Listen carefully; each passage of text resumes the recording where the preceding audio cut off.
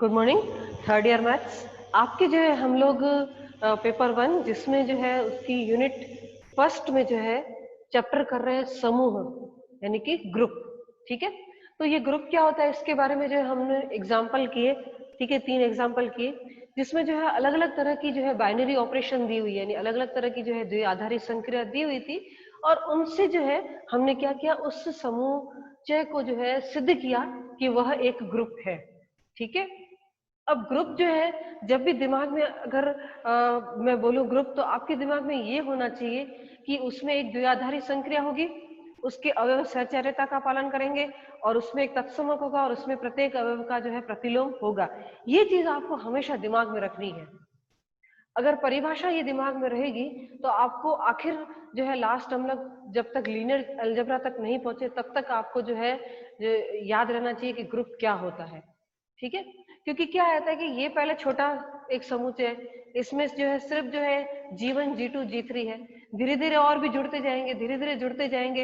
ऐसे करते करते मैं आपको कहूं कि 2 द्विआधारी संक्रियाएं और 10 इसके अभिग्रहित इसमें जुड़ेंगे और एक द्विआधारी संक्रिया तो है ही, इसमें एक और द्विआधारी संक्रिया जब तक हम लोग तीसरी चौथी यूनिट तक आएंगे तब तक जो है इसमें और जो है इसके 3 तो है ही और मैं कहूंगी कि 7 और जुड़ेंगे इसके साथ और एक बड़ा एक समुच्चय जो है वो बनेगा। ठीक है, वो कौन सा होगा बाद में डिस्कस करेंगे।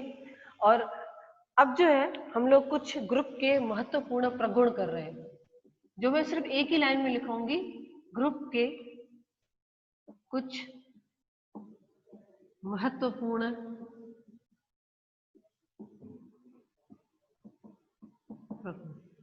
क्या है, some important property of group. तो सबसे पहला इसमें ये कहते हैं कि अगर ग्रुप में तत्समक अवयव होता है तो वह एक ही होता है, कोई भी 2 नहीं हो सकते। लिखेंगे कि एक ग्रुप में तत्समक अवयव अद्वितीय होता है, तत्समक अद्वितीय होता है। ठीक है, दूसरा, ग्रुप में प्रत्येक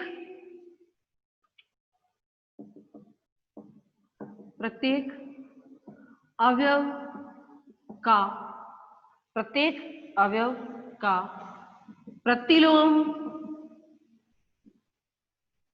अद्वितीय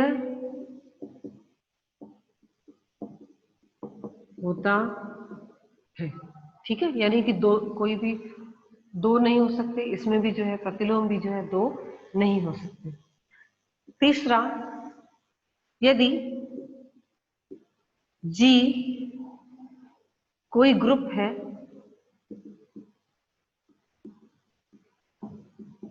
तो AB belongs to G, first पहला, अगर A का इनवर्स और उसका भी अगर मैं इनवर्स लूं यानी कि A का प्रतिलोम और उसका भी अगर मैं प्रतिलोम लूं तो मुझे A प्राप्त होता है। याद रखिएगा, बहुत ही इंपॉर्टेंट है। दूसरा, अगर A गुणा B यानी A गुणा B से मतलब क्या है कि A स्टार B, मैं जो है क्या लिखती हूँ कि जो स्टार संक्रिया जो है वो नहीं लिखती हूँ, अगर इस तरह से भी लिख सकते हैं आप, इस तरह से भी लिख सकते हैं कि अगर इनका जो है प्रतिलोम लूं यानी A स्टार B का अगर मैं प्रतिलोम लूं तो मुझे मिलना चाहिए B का इनवर्स A का इनवर्स, यानी कि क्या मिलना चाहिए, अगर मैं संक्रिया के हिसाब से लिखूं तो क्या लिखना चाहिए मुझे, B इनवर्स और स्टार A इनवर्स। ठीक है, जहां पे मैं संक्रिया जो है यहाँ पे नहीं लिख रही हूँ, सिर्फ जो है साथ में मान रही हूँ कि इसके साथ जो है कोई भी एक संक्रिया चल रही है। ठीक है, फिर जो है यहाँ पे निरसन नियम भी काम करते हैं। अगर मान लो कि A स्टार B और A स्टार C है तो A को जो है हम लोग क्या कर सकते हैं, कैंसिल कर सकते हैं। ठीक है, कर सकते हैं क्योंकि यहाँ पे जो है संक्रिया लगाई हुई है, कोई प्लस या गुणा या इस तरह से नहीं है, तो हम लोग जो है हम बोलते हैं ना दोनों तरफ से कट जाएंगे, ऐसा हम लोग जो है नहीं कर सकते। चौथा, निरसन नियम। ठीक है, दो होते हैं।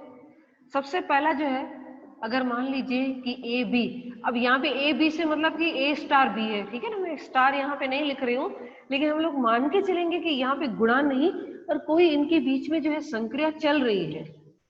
ठीक है, A B is equal to A C, तो दोनों तरफ से जो है ए को हम लोग निकाल सकते हैं। कैसे निकालेंगे? ए इनवर्स से जो है दोनों तरफ से गुणा कर देंगे, तो ए इनवर्स इंटू ए ई हो जाएगा, ए इनवर्स इंटू ए ई हो जाएगा, और E into B B, E into C C, तो ये हो जाएगा B is equal to C. संख्याओं के हिसाब से देखा जाए तो ये कहना हमको बताना भी नहीं चाहिए, क्योंकि चलो दोनों तरफ से जो है ए कैंसिल हो गया या ए से भाग दे दिया, लेकिन यहाँ पे जो है हमारी जो संक्रिया जो है वो कोई अदर भी हो सकती है, प्लस नहीं है, यहाँ पे गुणा नहीं है। ठीक है, तो इस वजह से जो है ये निरसन नियम, और इसको कहते हैं वाम निरसन नियम, इसको कहते हैं वाम निरसन नियम। ठीक है, यानी कि कौन सा होगा? Left cancellation law.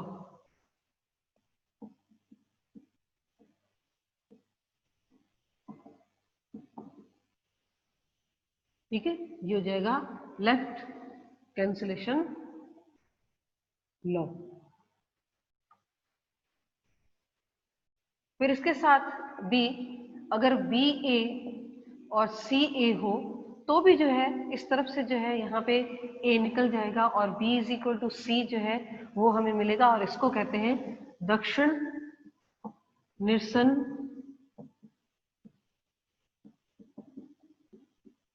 नियम। ठीक है, यानी कि राइट कैंसिलेशन लॉ। ठीक है, क्या है? दोनों के बीच में संक्रिया है। ठीक है, दोनों तरफ ए इनवर्स से गुणा करके आप जो है निकाल सकते हैं। ठीक है, तो ये जो है बहुत, क्योंकि हम लोग यूज करेंगे, क्योंकि जैसे कुछ अगर एग्जाम्पल वगैरह ऐसा हो कि हमको प्रूव करना हो तो ये जो है निरसन नियम जो है उसमें यूज करते हैं, तो वहां पे हम लोग साइड में जो है रीजन लिखना हो तो रीजन लिख सकते हैं कि हम लोग क्या यूज कर रहे हैं यहाँ पे, निरसन नियम, यानी कि यहाँ पे जो है कैंसलेशन लॉ जो है वो यूज कर रहे हैं। ठीक है, तो चलिए पहले जो है क्वेश्चन करती हूँ मैं, और उसके बाद जो हम लोग ए की पूर्णांक घात पर जाते हैं, और उसके लगते ही जो हम लोग फिर उसका ऑर्डर डिफाइन करते हैं और उस पर हम लोग थ्योरम करते हैं। ठीक है, तो चलिए नेक्स्ट जो है एक क्वेश्चन करती हूँ जिसमें हमको ये सिद्ध करना है। ठीक है,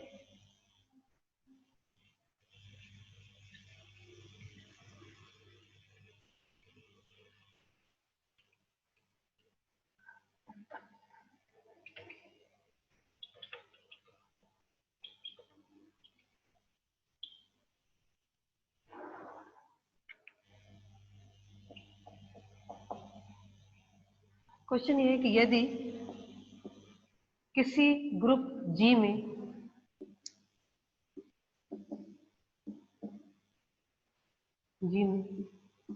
तीन किसी ग्रुप जी में तीन क्रमागत पूर्णांकों n पूर्णांकों n के लिए ए बी की power n is equal to A N B N for all A B belongs to जी,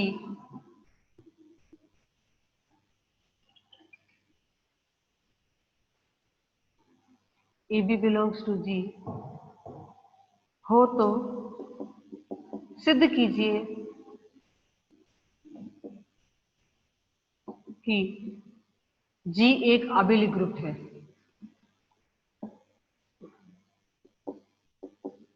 जी एक आबेली ग्रुप है। ठीक है, तो जी में जो है तीन पूर्णांकों के लिए जो है ये सत्य है। ठीक है, अब जो है सबसे पहले जो हम लोग दो अवयव ले लेते हैं, माना जी में ए बी कोई दो स्वच्छ अवयव है। बहुत ही इंपॉर्टेंस रखता है ये शब्द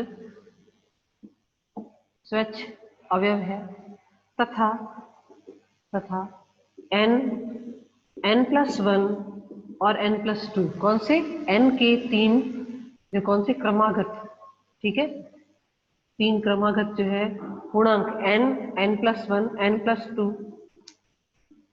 3 क्रमागत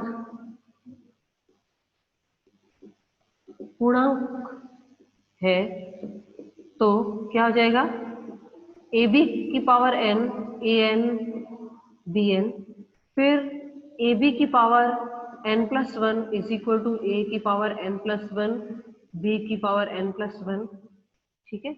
और नेक्स्ट जो है ये क्या हो जाएगा कि ab की पावर जो है n+2 is equal to a की पावर n+2 और b की पावर n+2, ठीक है, ये हो जाएगा। अब जो है हम लोग क्या करेंगे कि ये जो तीसरा वाला है इसको हम लोग ले लेते हैं और हमें क्या सिद्ध करना है कि G एक अबेली ग्रुप है, यानी कि क्या सिद्ध करना है कि AB is equal to BA। मुझे क्या सिद्ध करना है कि AB is equal to BA, और किसको लेके करना है, इन सबको लेके करना है। तो सबसे पहले जो ये तीसरी वाली जो है इसको हम लोग ले लेते हैं, ठीक है।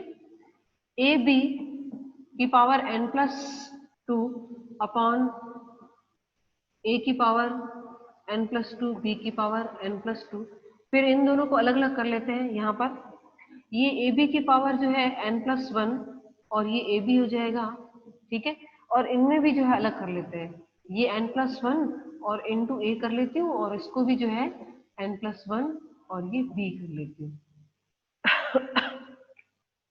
अब जो है हम लोग क्या करेंगे कि इस a को जो मैं यहाँ पे जो है बाहर ले रही हूँ, a की पावर n+1 को बाहर लेकर यहाँ पे जो है इस अवयव के साथ b की पावर n+1 और ab, और यहाँ पे भी जो है a की पावर n+1 को बाहर और a b की पावर n+1 और b ले रही हूँ। अब जो है जो कैंसलेशन लॉ है आपका, उससे जो है क्या हो जाएगा, a की पावर n+1 जो है दोनों तरफ से निकल जाएगा। कौन से, जो अभी हमने कैंसलेशन लॉ किए थे उस हिसाब से इसको हम लोग निकाल सकते हैं। तो b की पावर n+1 और a को मैं साथ में ले लूंगी यहाँ पर, और इसको b को यहाँ पे बाहर, और ये कैंसिल हो जाएगा और a और b की पावर n+1 को साथ में और b को बाहर, ठीक है। यहाँ पे आप लिख सकते हो बिकॉज निरसन नियम, और फिर से जो है दोनों तरफ से जो है b भी चला जाएगा, ठीक है। फिर से जो आप लिख सकते हो कि ये जो है निरसन नियम से जो है b भी चला जाएगा, लिख सकते हो रीजन बिकॉज निरसन नियम, ठीक है, निरसन नियम। अब जो है क्या करूंगी कि मैंने a की पावर n+1 दोनों तरफ से निकाल दिया, अब a की पावर n से जो है मैं यहाँ पे मल्टीप्लाई करूंगी, ठीक है, कर सकती हूँ क्योंकि a की पावर n भी b का g का ही अवयव है, तो दोनों तरफ से a की पावर n से जो है हम लोग यहाँ पे मल्टीप्लाई कर देते हैं, ठीक है, मल्टीप्लाई कर देते हैं।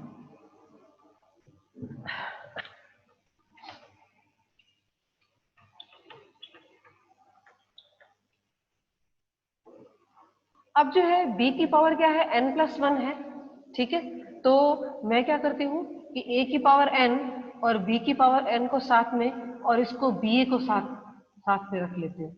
ये भी हम लोग कैसे कर सकते हैं, आगे पीछे अवयव को कैसे कर सकते हैं, ये जो है हमारी साचर्यता जो है उसके हिसाब से कर सकते हैं, क्योंकि हमें ऑलरेडी दे रखा है कि हमारा g जो है वो क्या है, एक ग्रुप है, ठीक है, g क्या है, एक ग्रुप है।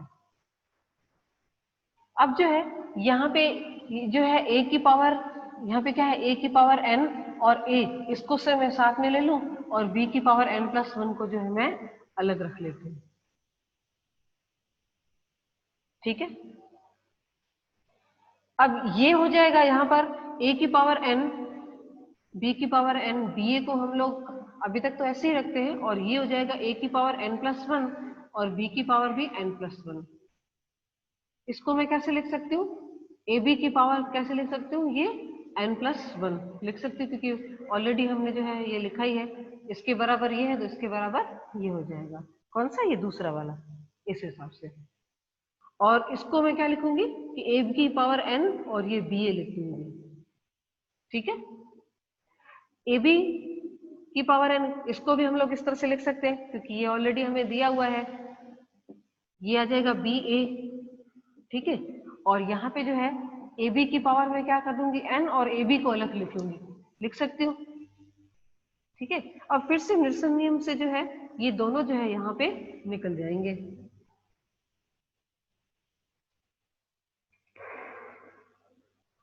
क्या होगा, निरसन नियम से दोनों निकल जाएंगे, तो B A is equal to क्या आ जाएंगे, ए बी आ जाएगा। आ गया, B A is equal to A B, या A B is equal to B A को। ए और बी क्या है, स्वैच है, ठीक है, यानी कि आर्बिटरी बोलते हैं वो है, यानी कि कोई भी अवयव है।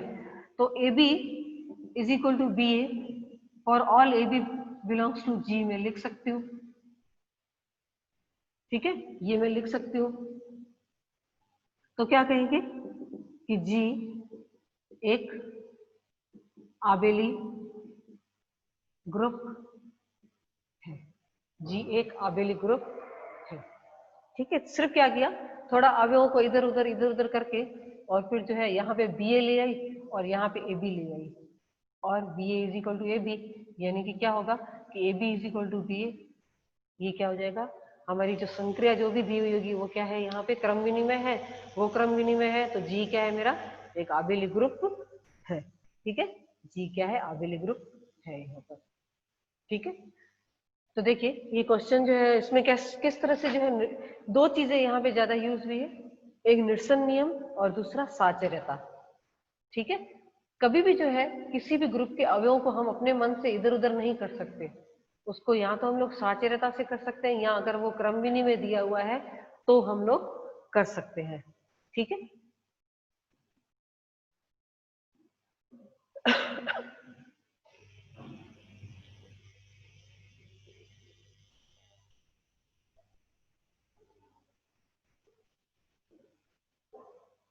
अब जो है हम लोग क्या करेंगे कि ए की जो है पूर्णांक घात के बारे में जो है पढ़ेंगे, ठीक है। हम लोग जानते हैं कि अगर कोई भी एक अवयव जो है जी में विद्यमान है तो उसका ए के साथ ए की संक्रिया करूंगी तो भी वो ए में होगा, जी में होगा, ठीक है। तो इस प्रकार से जो है मैं आपको बताती हूँ कि किस तरह से जो है अगर ए की पूर्णांक घात भी जो है वह जी में होती है।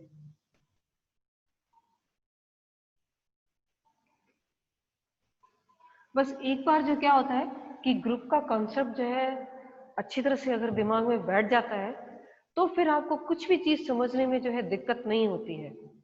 हम लोग जब पढ़ते होते हैं और अब हमको पता चल जाए, ठीक है, याद रह जाए कि हाँ भाई ये ग्रुप ये होता है, उसके बाद जो है आपको कुछ भी जो है वो समझने में दिक्कत नहीं होगी, ठीक है। तो चलिए नेक्स्ट करते हैं एक ही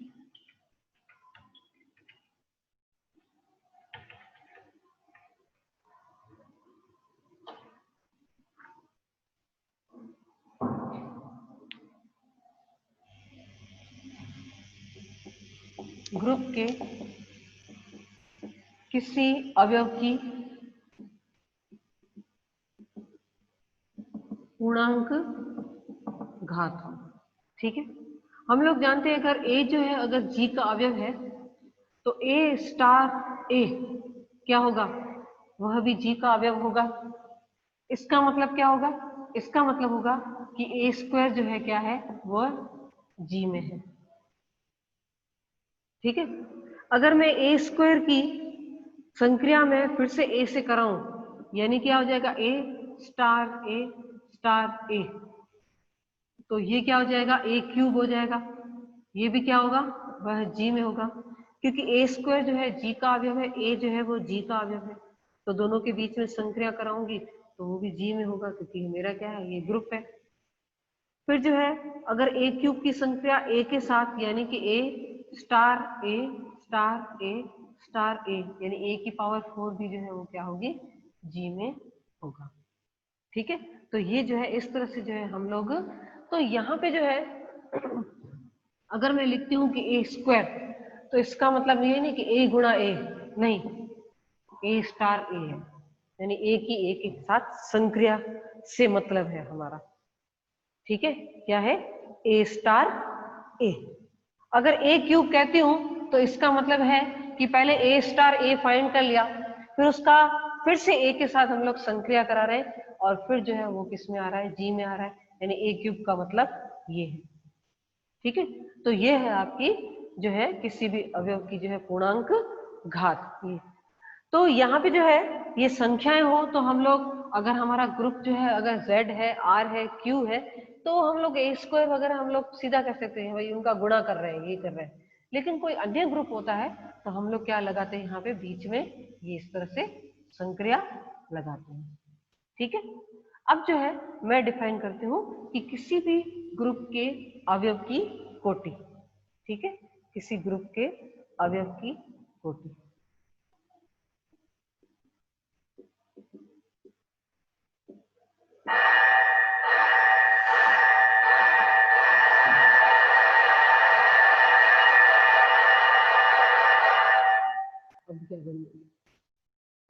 अवयव की कोटि का जो कॉन्सेप्ट है वो बहुत ही इंपॉर्टेंट है, क्योंकि यहाँ पे जो एक लाइन जो है वो हमेशा आपको दिमाग में रखनी पड़ेगी।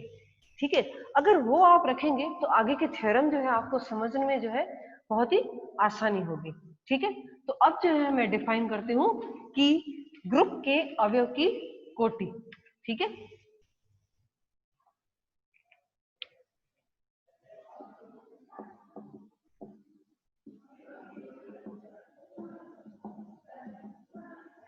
अब हमने ए की पूर्णांक घात तो देख ली।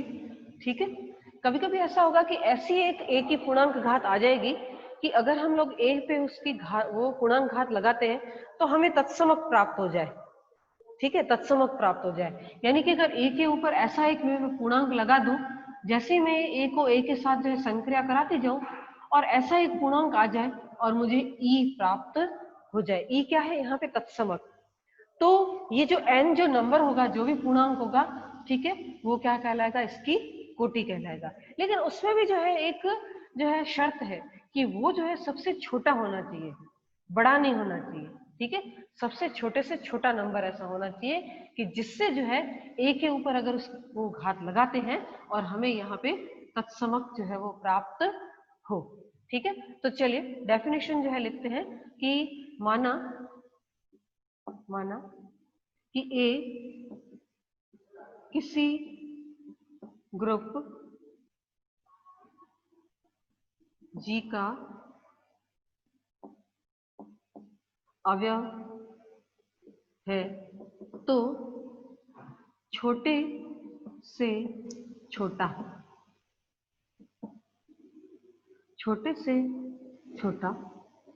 कैसा, धनात्मक पूर्णांक, छोटे से छोटा धनात्मक पूर्णांक n विद्यमान हो कि a की power n is equal to E, विद्यमान हो कि a की power m is equal to E, तो n a की कोटि कहलाता है। ठीक है, सबसे छोटा से छोटा ऐसा पूर्णांक हो, ठीक है, कि जिसके लिए जो है a की power n is equal to E, E क्या है यहाँ पे, तत्समक। तो क्या कहते हैं इसको कि ये जो n जो है वो क्या होगा, a की कोटि जो है वो कहलाता है। और इसका नोटेशन क्या है, इसको अगर हमने नोटेशन में लिखना हो तो लिखते हैं ऑर्डर ऑफ ए, जो कि क्या होता है, ए की कोटि, ऑर्डर ऑफ ए। ठीक है, अब मैं कहती हूं कि एक ऐसा एक पूर्णांक है, बोलते हैं कि यदि ऐसा अन्य कोई पूर्णांक m हो कि a की power m is equal to E. अब मैं दूसरा एक m पूर्णांक लेके आई कि जिससे क्या होगा कि a की पावर m किया मैंने तो वो e आया, तो हमेशा ही जो है जो भी कोटि जो होगी a की वो इस m से बराबर या छोटी होगी, क्योंकि ये क्या है, a की कोटि क्या है, सबसे छोटे से छोटा एक धन पूर्णांक है। सबसे छोटे से छोटा यानी कि बहुत लीस्ट जो है लीस्ट पॉजिटिव इंटीजर है, ठीक है। अगर मैं इंग्लिश में कहूं तो ये क्या है, लीस्ट पॉजिटिव इंटीजर है।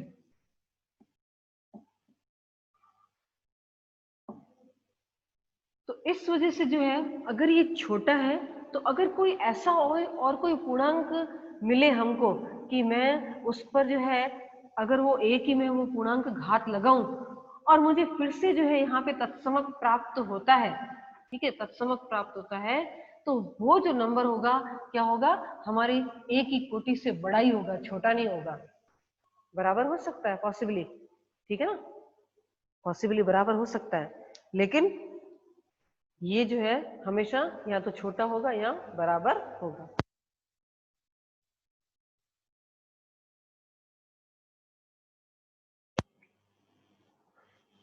ठीक है, तो ये ग्रुप की कोटि जो है बहुत ही इंपॉर्टेंट कॉन्सेप्ट है।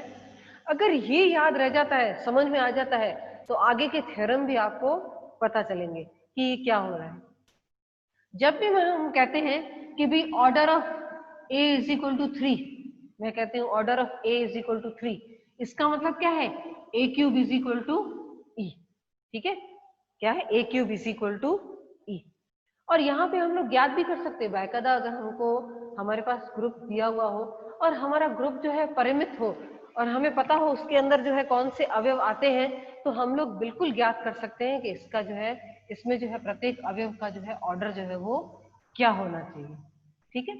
उसके लिए जो है एक अच्छा समुच्चय, ठीक है, याद रखिएगा हमेशा अवयव की कोटि जो है क्या होती है, छोटे से छोटा धन पूर्णांक होती है, ठीक है। तो एक एग्जाम्पल मैं करती हूं, कौन सा, g is equal to 1 omega omega square, ये क्या है, क्यूब रूट ऑफ यूनिटी, ठीक है, क्यूब रूट ऑफ यूनिटी। आप जानते हैं ओमेगा और ओमेगा स्क्वायर का मान जो है वो कितना होता है, और हम लोग जानते हैं कि omega cube is equal to क्या होता है यहाँ पे 1, ये तो हम लोग जानते हैं। सबसे पहले जो है हम लोग देखते हैं कि अगर एक के ऊपर घात एक लगाती हूं तो मुझे, हाँ पहले ये चेक करना इसके अंदर तत्समक कौन सा है, और ये जी किसके लिए, गुणन के लिए बनता है, और ग्रुप किसके लिए बनता है, ये आपके यहाँ पे मैं लिख देती हूँ गुणन के लिए, क्योंकि जैसे ये भी लिख सकती हूँ या फिर संक्रिया जो है गुणन की इस तरह से भी लिख सकती हूँ। ये क्या होता है, गुणन के लिए एक ग्रुप होता है जिसमें एक क्या है, इसमें एक जो है इसका तत्समक अवयव है, ठीक है। तो एक के ऊपर एक घात लगाती हूँ तो मुझे एक प्राप्त होता है, तो इसका जो है एक का जो है ऑर्डर कितना हो जाएगा, यहाँ पे 1 हो जाएगा, ठीक है। फिर हम लोग ओमेगा इंटू ओमेगा करके देखते हैं, तो ओमेगा स्क्वायर, ठीक है, फिर ओमेगा स्क्वायर इंटू ओमेगा करते हैं तो ओमेगा क्यूब आ जाता है, ठीक है। तो omega cube is equal to क्या आ जाएगा, यहाँ पे आप जानते हैं omega cube is equal to क्या होता है 1, तो यहाँ पे जो है ओमेगा की जो है कोटि कितनी आ जाएगी, ये 3 आ जाएगी, क्योंकि 3 बार ओमेगा को गुणा करते हैं तब जाके जो है हमको यहाँ पे एक प्राप्त होता है। अगर ओमेगा स्क्वायर की बात करूं तो omega square into omega square, तो ये हो जाएगा ओमेगा की पावर 4, तो ये हो जाएगा ओमेगा क्यूब इंटू ओमेगा, तो यहाँ पे आप जानते हैं क्या हो जाएगा, यहाँ पे सिर्फ ओमेगा आएगा, ठीक है। तो अब जो है अगर मैं इसको 3 बार गुणा करूं, ओमेगा स्क्वायर को जो है 3 बार गुणा करूं,